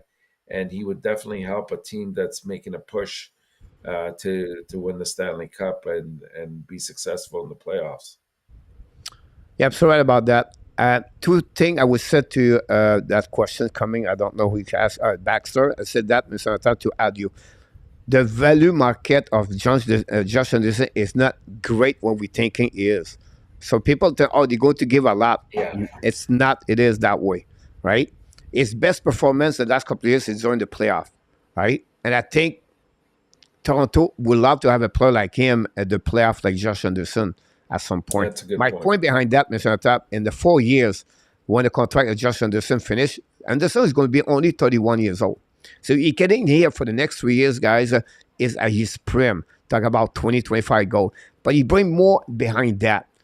Is being his leadership and behind. He's really stepped up inside the locker room. He brings some experience, like he considered as more like an experienced player, like Mike Madison right now, and for the Montreal Canadiens. So before they trade him, I think the Montreal Gold Holding, they transform him to become a north-south player, to become more east-west player. So he's on the transformation with Martin Saint-Louis for at least 1.5 years now. So I think a lot of people think they're going to trade him. I don't see that, at least for at least maybe 1 year, and maybe after that, maybe 2 years before they realize what it is or not. So that's what I'm thinking. And the contract fit right now with the salary cap, the Montreal Canadiens, with all the departures they lost this year, and plus next year with Hoffman out. And so I think Anderson is going to be with Montreal Canadiens and not going to be traded. At least, Minnesota, they get something huge in return. And that's what I don't expect. That's the reason I said that. Yeah, and you can't underestimate the fact that he wants to be here. He likes to play here in Montreal, and those always go a long way in terms of if you have a happy player, you're going to get production down the road, and they're going to play with heart for the team. Well said, Mr. Tap. We have 2 questions follow up now. Mr. KLS, he said a broken contract in KHL. Is it possible or not? I don't believe so. I'm just guessing at that, but I don't think there's any sort of precedence for that. So it's happened a couple of weeks ago, right? They have a contract for Miro Chen Nico, or whatever his last name. He was drafted by the Washington Wild Capitals last year, 20 overall pick. He have a contract for 2 more years this year with the KHL, and the both parties are agreement to broken the contract and to let him to sign a ELC with the Washington Capitals. It's happening in the past. Okay. It's rare, but it's happened, all right? And the reason behind that is a guy who was hurt, some kind of illness, a problem with cancer or something like this. He had to go to Germany last year. So it's happened. My answer for that is happening right there with him. It's happening, example, like the defenseman play for Edmonton Oilers. The French Canadian, Jason Demers. Jason Demers playing KHL this year, and he broken the contract, and they let him go play with Edmonton Oilers, sign a contract over there. So it's happening in KHL, but it's not like a player cannot decide to leave, right? Because you have an agreement between NHL and the KHL. Right? That's just want to mention that part over there. Now we have another question, Mr. Tap, coming with the Montreal Canadiens from Sean. Welcome back, Sean. Don't forget, guys, to click on the like if you did not do it yet. All right, guys, do you think we trade a young defenseman and a kidney to get a number 8 pick and take Leonard? Would not that be a great draft? So the point is not coming down. So he's still there. And then they trade maybe for Detroit or the Washington Capitals. Do you think it will happen? I don't think so. I'll be honest with you, because like this year especially, it's a little bit deeper of a draft class, and I think even up to 10, you're going to get a quality player. Now here we're saying kidney and a defenseman, an Iris example, or.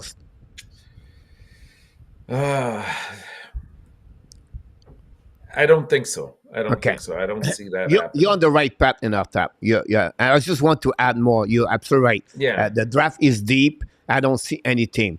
Now, when you go that way, Sean, I will say to you, because I did exercise, take a time and look about team don't have a lot draft in the next 3 years, example.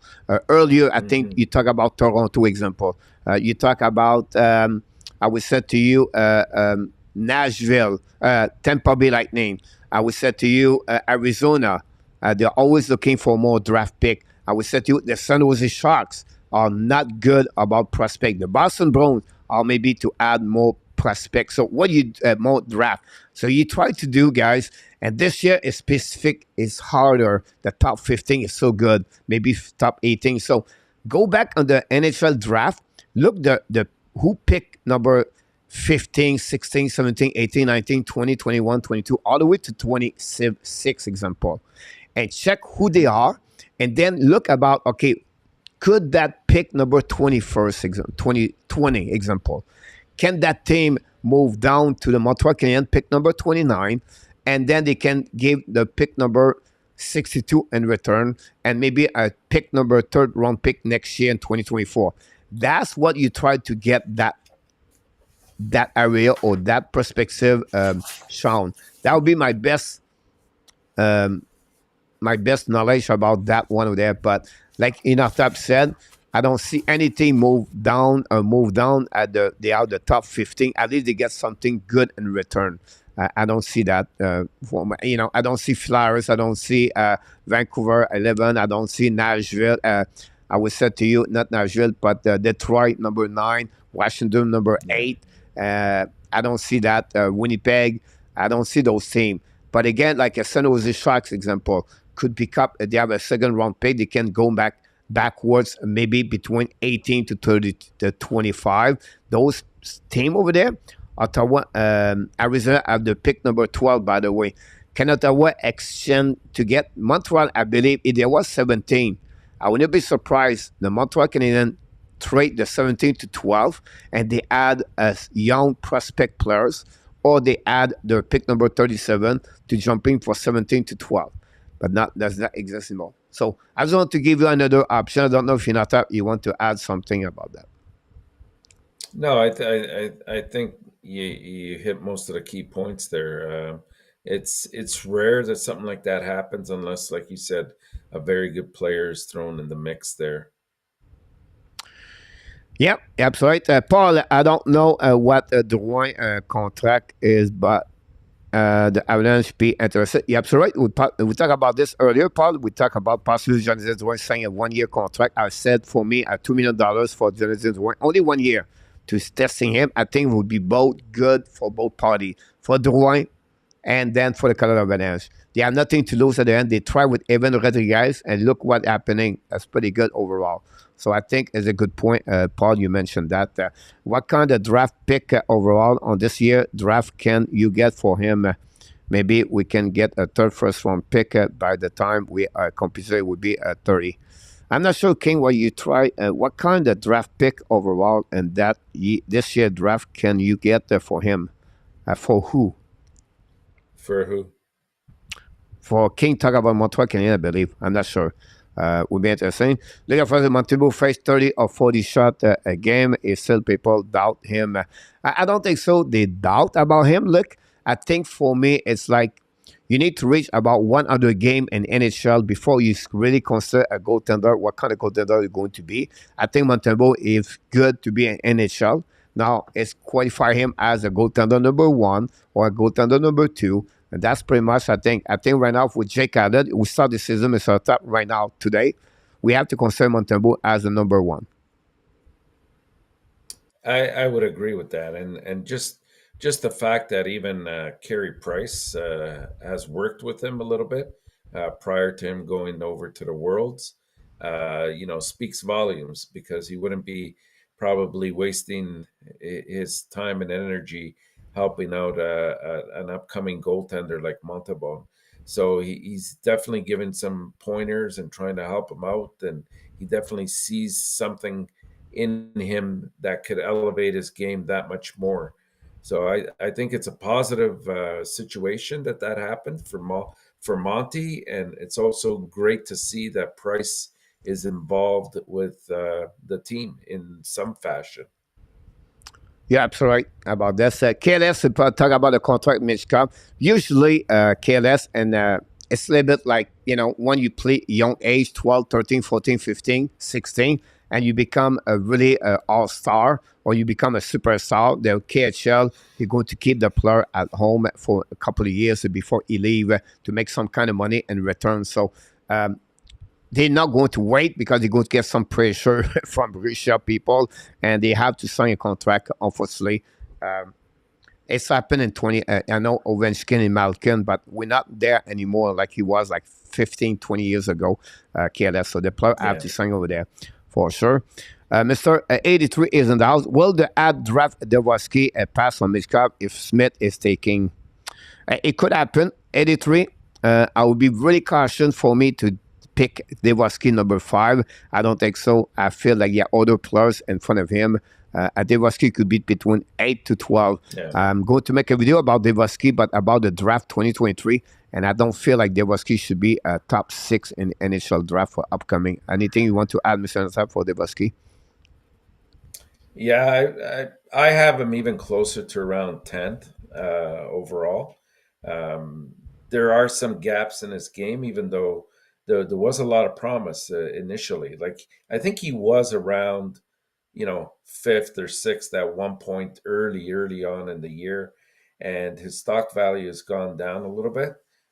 So I don't know if I'm Hughes, whether I would go for him, but definitely not at number 5. No.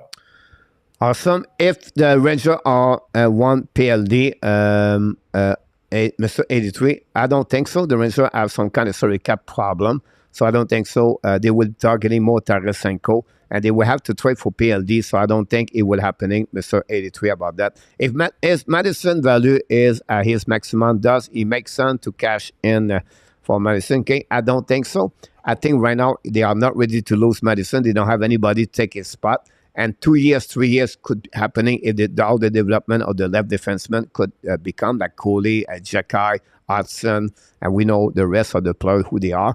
But right now, I don't feel the Montreal should trade a Madison for that one. There, I think it was good. One is healthy, but absolutely. He's made great strides. It's like what a year he's had, and he's so happy to be in Montreal, and you can't underestimate that. Like I know I've said this 2 or 3 times already today, but it's hard to find sometimes players that want to come to a particular city, and when you have them, you have to nurture them and keep them in your system. Yeah, absolutely about that. I agree with you for sure. We have which team could use Elibak? Mr. 83 asked you that one over there. So let's see, Mr. Natap. I know if we hit the 9:35, maybe people wait, Mr. Natap, for playoff preview. But I'm going to surprise everybody. We're not talking about playoff tonight, Mr. Natap. We're going to move on tomorrow night. Okay. We're going to talk about the preview, round number 3, because the show is getting a little bit late, Mr. Natap. So let's see, Mr. Natap, very quickly. What's next? And I'm counting about 4 different teams, guys. You can talk about 14 right now. You can talk about other questions about other teams, but we're going to focusing on that. And tomorrow night, guys, is going to be a preview round number 3. We're going to pass a good 1 hour about that, if it's fair for everybody. And hopefully, Mr. Natap can return tomorrow night talking about this. So let's go with Elibak question, Mr. Natap. Which team could use Elibak for the Winnipeg Jet, from the Winnipeg Jet? Well, I mean, I loved what I saw from Wall in the playoffs for Toronto when he came in for Samsonov. But prior to that, I would have said definitely Toronto would have been great there. Like even age-wise, he fits in perfectly in that gap. He gives experience. He's a Vezina type of goalie. It would have made sense. I'd love to see him in New Jersey as well. I think that at the end, I mean, there were a couple things, but pretty much the goaltending really didn't stand up for New Jersey at the end. I know Schmidt had a good go at it, but if they had somebody like Hellebuck, it would have made a lot more sense. Edmonton, you're not going to see it happen because Campbell signed for the long term for, I believe, 4 more years at just over $5 million. So they're not going to dispense with him. And also Skinner eventually, like I know his numbers didn't dictate it, but uh, keep in mind this guy was a rookie, and that's a lot of pressure in the playoffs for a rookie to have to sustain.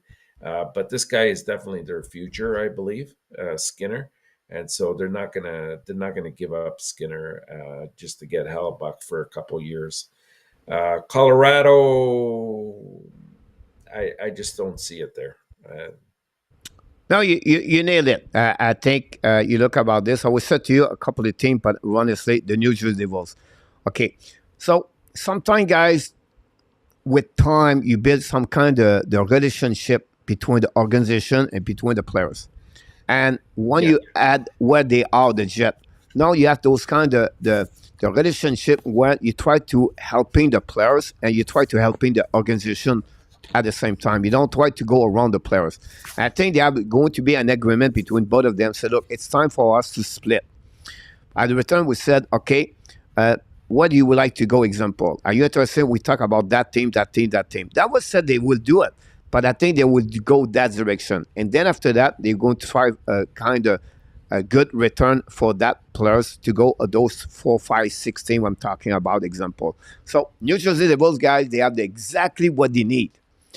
The Winnipeg Jets need to get something in return, a draft pick and a young goaltender, and they usually have it. They have Schmidt. Alibak is 29 years old. Alibak will be good for the next 5 years.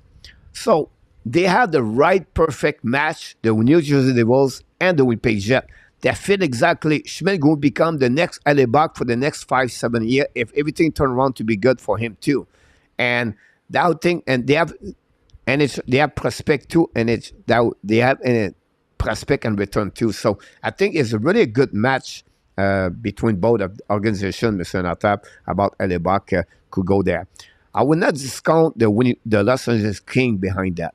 I understand Copley did. I understand what Corpusalo is a UFA, and they have a bad contract with Peterson. Los Angeles King have a lot of good prospect and forward or defenseman. They have extra now with Dorsey. They have to open a spot for Clark. So they have Dorsey they can trade. They have Walker they can trade. And I think that Winnipeg Jets could benefit of that. Two young players I'm talking about, one of them. And then they can get Copley in return too. And that would be the way I think the King could sacrifice for Alibak, in my opinion. So Toronto, the problem is on the top. You have Matt Murray. Yeah, now Samsonov over there, and then you have Wolf. So I think they will not trade for Alibak. I don't think so. That's the organization there. I will say to you guys, pay attention, Ottawa Senator. I know they have prospect over there, young goaltender over there, but and Alibak over there, Mr. Top, that team could be the become difference. really the next level after that. That will be another team I was looking for. I can go around, but I just want to share with you about Alibak. Great question. That's what we're looking for, guys. Ask question like that, we're going to give you. Any question, Mr. Antap, is next one. Eiserman move up to pick number 3 to 5 for the pick number 9. Do you expect Eiserman do this? If he does it, what kind of trade you will expect? I mean, Iserman does have that record, that precedence that he's done that in the past, and sometimes he does go off the board as well. He's a very shrewd individual, knows what's best for the team, and has done a great job so far building that team to where they're at. But I just don't see many teams budging this year in terms of movement. Like it would have to be a great return for them to even just consider it. And even then, we're talking about one position, maybe one or two max. Nothing larger than that gap. I will only say the only pick can go there, Mr. Is 5th. I'd say that's all. Not 4, not 3, only 5th. Because Montreal maybe don't want to get Mitch Carr and they go around, they get something in return. But that would be the only one. One thing we forget, I want to thank KLS for Alibak, is Buffalo Sabres. And the Vegas Golden Knights. Vegas Golden Knights cannot make that trade, have not much money. But I think the Buffalo Sabres, is same thing like Buffalo, like New Jersey. They can get Alibak and give and return Lukanen in return, or maybe Devon Levi and they get that's other thing like Ottawa can increase their chance. Great point, Kailas. But again, that's what about Mr. Top. We need people in the chat to give us a bit more knowledge about what's going on. Do you think it's start in the chat? If Mekash break the contract, do you think he start? Yes, he does. For that one over there. Pittsburgh one at the back. Jake McEnroe talk about Pittsburgh. That's another point right there. The vote is tonight. What is your prediction for the Coyotes? If they said no, 83. If they said no, I think the other option, the negotiation with the NBA, the new owners. I think Gary Bettman will try to keep the team and the best he can to keep the team in Arizona. If worst case, they're going to move on to another city and the USA. 83. Probably I think that Houston. would be great, Jake Allen. Go ahead. I was saying probably Houston if they are going to move it. Yeah. Baxter is saying, do we trade Jake Allen? I think they will trade Jake Allen. Not right away. I mean, it could be a possibility at trade deadline time, and a lot will depend on where Montreal is in the standings and the development of the goaltenders that they already have. Plus, if they're going to be drafting a goalie in the this year in the draft, and where are they in the overall picture, and when can they join the team? But right now, I don't see that happening. They just have to be careful with how they manage Allen's time, because he is a very good goaltender, but he cannot log the types of games and the number of shots that he has had to over the longest stretch of time. Like he's pretty much, I'd say, a 30 to 40 game player for the whole season, and shouldn't play more than that. Yeah, absolutely about this. Sean talk about Washington are looking to add. They want to make the playoff. Everything like that. Yes, they want to rotate properly the right way. Sean, you're absolutely right. Francois talk about Toronto. There's a 1-14. We want to talk about what's next. He think he should looking about maybe what they can get in return for Marner. If you are Toronto, Mr. Tab, just questions like this: yes or no? Do you trade Marner or not?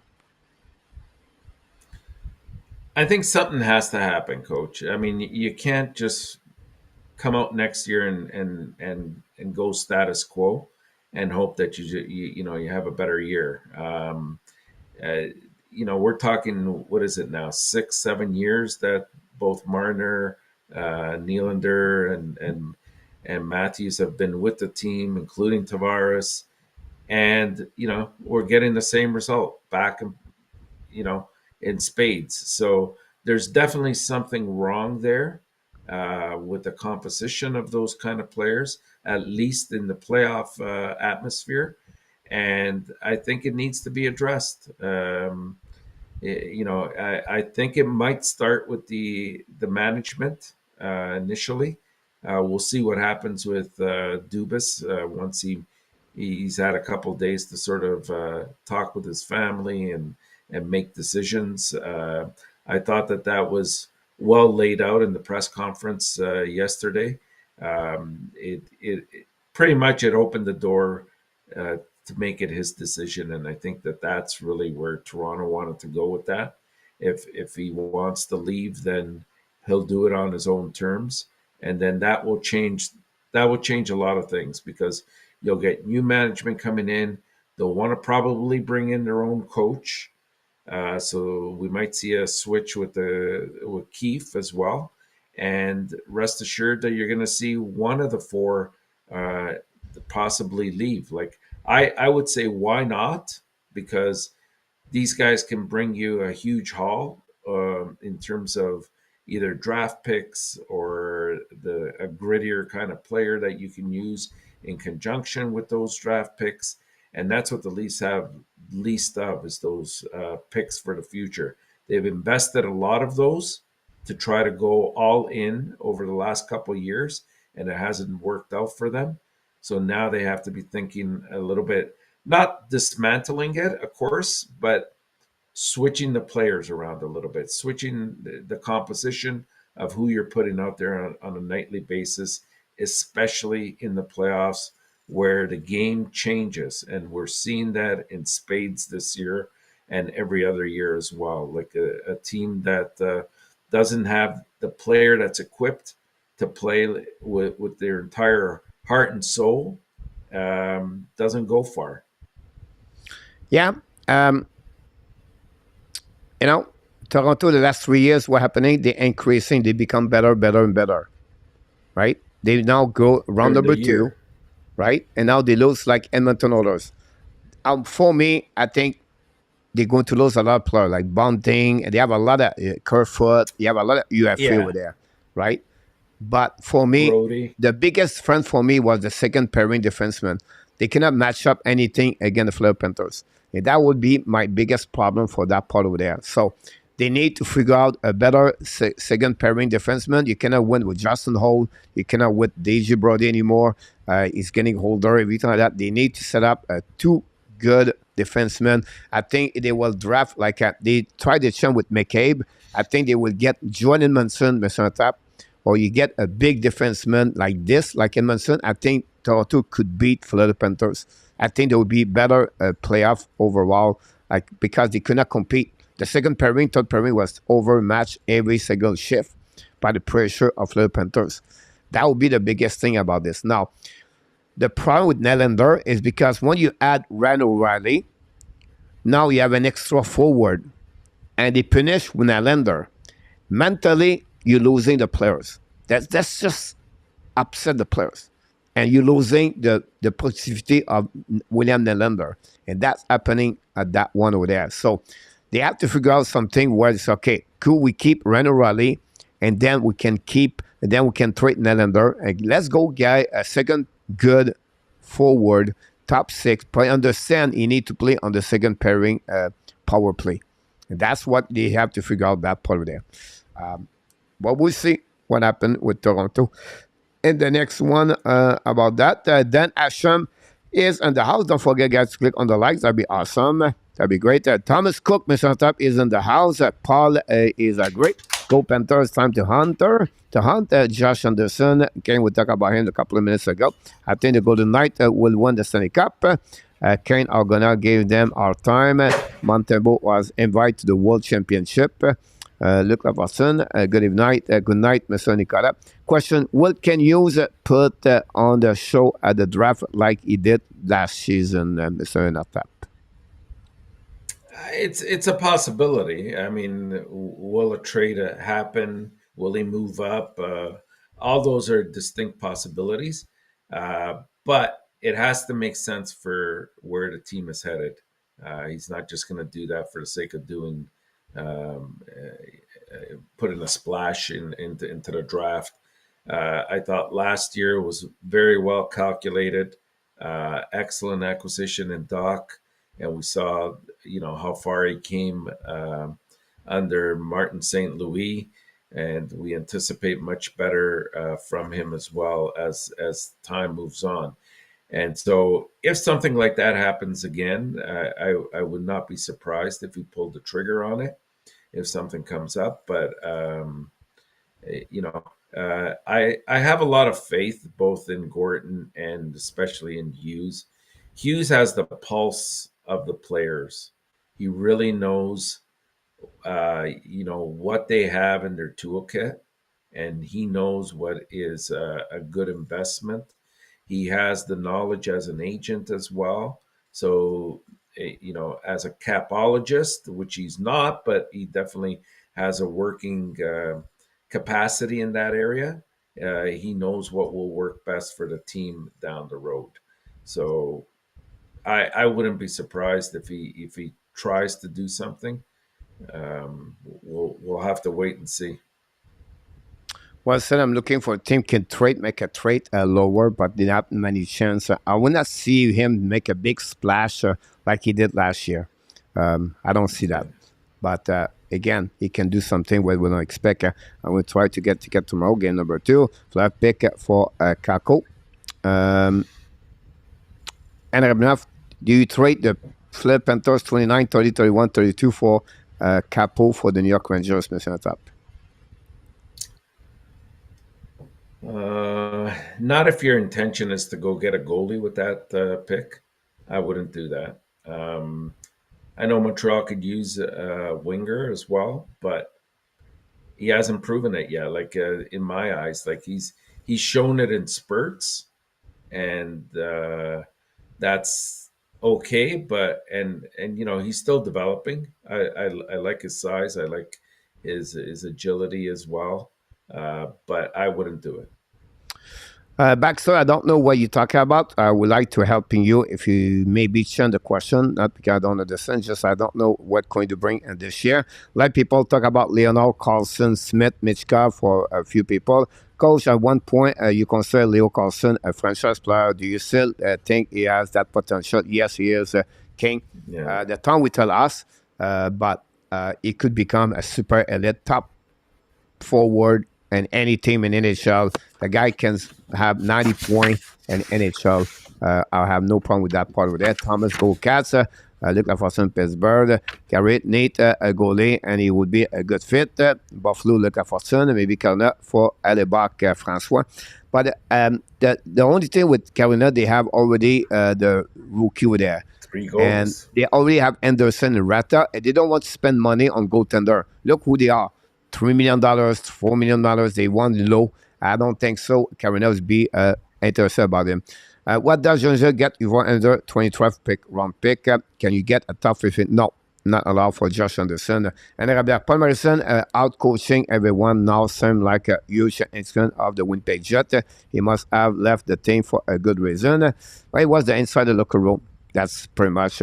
Montreal won the cup with Patrick Wall as a rookie. Jersey is not there yet. I'm not there yet. They are coming soon for that one. Sebastian Florida cannot be stopped. They are destined for the Winter Cup. Good night, Nicolas. If the Bob keep going, Sebastian, which one of the 4 big gun in Toronto has been the most disappointed for you, and should the league find a trade partner, Mr. Top? One is for the top 4. Well, it's not Nylander. Tavares, it's really all about the money in terms of how much he's making. But really, it's got to me. It comes down to Matthews. You have a potential 60-goal scorer. Not a potential. He's done it in the past. I know this year his stats have gone down a bit, but he's a very capable scorer in their league, and he has not produced in the playoffs. And when he has, it's been under cases where like he scored two goals in one game when the game wasn't really decided. He did nothing in the second round. That's disappointing. Marner's close to that as well, but with Marner, it's more about, I think, getting through a mental mindset with him. It's all about not being afraid of the moment and rising to the occasion. And I think that's what he lacks. I think once you put a little bit of pressure on these two players in particular, be it physically or intensity wise, they tend to back down, and that's what's destroying the Leafs, I believe. It's not about disappointment. I will say to you in the top. It's about what you can get. Which player is going to get the best in return? I think Matthews would get you the bigger return at this stage, simply because he's the goal scorer and has achieved, those significant amounts. And usually, goal scorers will fetch you more. He's also a centerman, so that's tough to get a goal scorer that's a centerman as well. Usually they get more assists than goals, but in this case, it's not. You're It's not welcome, Luc. Matthews. And then Rabin said Peter Chiarelli. No, hopefully Chiarelli can come back in NHL. He's already Boston, Edmonton, and I don't think so. It'd be good for anybody about that. Why is Batman fighting for Mr. Laptop to keep Arizona? What's the principal reason? Because it's a big market. It's a revenue wise, it ranks, I believe, number 5 in the States, and the TV market is huge. The sustainability for the long run is there, and what's going to bring you that contract? The big money comes in the TV contract, right? Like acquiring the rights there, and that's why he's been so bullheaded about keeping him there. You're absolutely about that. I already said to you the only thing about that is because the NHL, like any other team, they want to be every have something in every state so they can get the household to reach people over there, and that's what the TV contract is all about. So Arizona, Texas, and all the market state. That's the reason they want to go that way. That's the reason I believe with all the talent players we have now, the players does not reach the NHL. I would be surprised we add two more teams in the next 5 years in USA, Mr. Tap, at 34. The NFL have 32 teams in the USA. The MLB have 31 or the 32. Yeah. And and basketball is at 31, 32, I believe. And then they have baseball with 29 state, 29 teams. So I think that's what they try to accomplish. I'm going to be surprised they add two more teams on top of the next 5 years because the TV rent, TV contract, everything like that. What is Sarkozy says is still rehabilitating his injury. Yeah, he's still there, but he's skating now. So he's getting more and more stronger about that. I think he has a shake-up coming to Montreal. Something that big is going to happen pretty soon back. So I don't think so. I think it's just considered process to rebuilding. Nothing huge what they're going to get that part of there. Smith, no Canadian team because the referee cheat like already. All right, Smith there. No problem. Coach, what do you think about Bergevin as GM at Toronto? I think that will be work for both him and the leaver. No. No, I don't see it. I do not see it. I see him more with Calgary versus Toronto. A smaller market, definitely. Too much pressure here in Toronto. And then look at Fortune want to trade Slakowski and the Florida pick for Lafreniere for the New York Rangers. No. It would be hard. Use as a flair for drama. Look at Fortune. How about John Gibson going to Montreal? You think that would be a good idea? Do you think no? It's too early for goaltender to trade a Montreal Canadian Baxter. That's something you can talk in 3 years or 4 years. If they don't draft anybody, it's going to be good at some point. He sounds like a boss for Lafreniere. I don't think so. Lafreniere is a boss. I just feel like it's another player play winger for the Montreal Canadiens are not going to be with that kind of physicality, everything like that. And I think that would not helping the Montreal Canadiens at long term for Lafreniere with the Montreal Canadiens. But I think he's the bottom six. Yeah. If you could move him, another would be easier. Manor would be ranked the most. Don't think Matthews would be trade unless he said he is not really resigned there. That would be the radio. Lefty played third line, not much to prove himself. You're absolutely right now. Is much better than lefty and so. I don't think, but it's not because he's better. The time we tell us at the end of the day, and Rabinoff, we only see 39 games of Slakowski, so we have to wait. The time we tell us. I would love to see Marner and the West Conference. He will get absolute crash in that conference. Yeah, I think Marner could fit very well over there. Comment ça va, les gars? Ça va très bien, mon Ronald. He won't score 60 ever again. I'm talking about Matthews. I would love to see Marner with the Red Wings. He can take the Ambassador Bridge. Okay, that's about that. Manor would be nobody anywhere else. Luciano Manor is a playmaker. If Matthews cannot score, he look bad. Rick L. Arizona is a big market plus a lot of snowbird there. Rick, yeah, it's a good point about this. Where do you see Patrick Kane landing next season, Mr. Top? Last few question for you. I could possibly see him going back to Chicago. I wouldn't be surprised. That would be a nice connection with Bedard if they obviously go that route. Can offer a lot of experience, and I think his heart's there in Chicago. He's played all these years there, and I don't think it was. I mean, even when he got traded, coach, you could sort of see it was a bit hesitant. He only had one team on his list, and that was to go to New York to play with Panarin. So I could see him going back to Chicago.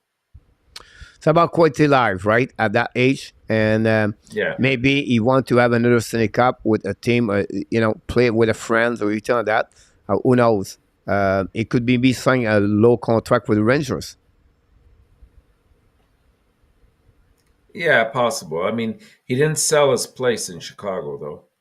So that leads me to believe that somehow he would like to circle back and go there. But yeah, you're right. I mean, sometimes the lure of playing for a possible Stanley Cup contender, will override everything else. Great question, Luc. I think Luciano answer to you. Great to take that. King, I said the drop off is about 100 overall pick for the goaltender. Every time that we try to keep everybody on the same path. We try not want to extend the time of the show to be sure that people can understand. We extend 30 minutes tonight because I have no hockey and we are boring anyway. We're going to talk after the show anyway, so it's better to do it live, Mr. ENORTAP, about that one over there. So we did that. This concludes, guys, the show tonight. I don't know, Mr. ENORTAP, are you free tomorrow night?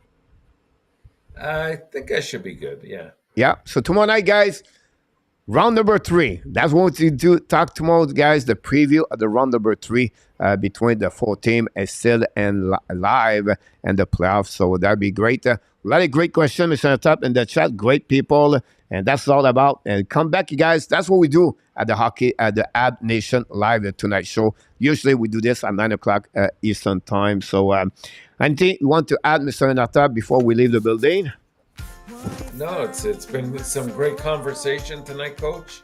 We're definitely moving towards the end of the year, and we're already starting to look at the draft around the corner. You're absolutely about this, Mr. ENORTAP. But before we leave, we want to remind everybody, because you are awesome, you are amazing, you are the best, and remember, you have greatness inside of you. You have greatness inside of you, Mr. ENORTAP, like you do every single night here at the Hockey Nation Live Show. And then we want to thank all the moderators tonight to be with us. We have a few of them. And then we want to thank Mr. ENORTAP. Super chat twice by Stu Pirazzo. He did it twice, Mr. ENORTAP. And all the people in the chat, if we start to name your name, it will be for a long time. But we want to just remind you, thank you to be a part of the Hockey Nation Live Show family. We appreciate your knowledge of all the questions you did tonight. We are back tomorrow night, everybody, 9 o'clock p.m. for the round number 3 preview. And in that top, he's going to tell us who he's thinking is going to be at the Stanley Cup Final 2023. Until then, my friend, be well, BL.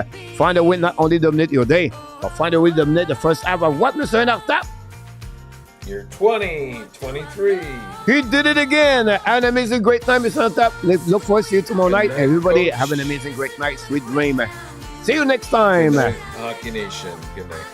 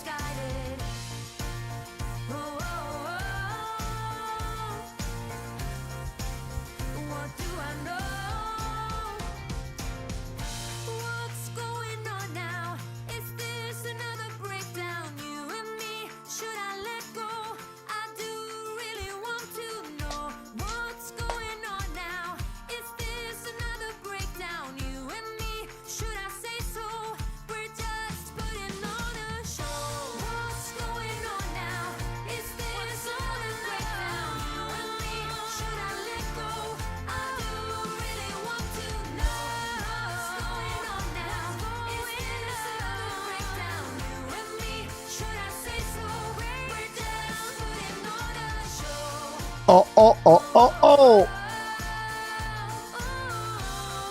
Booyah!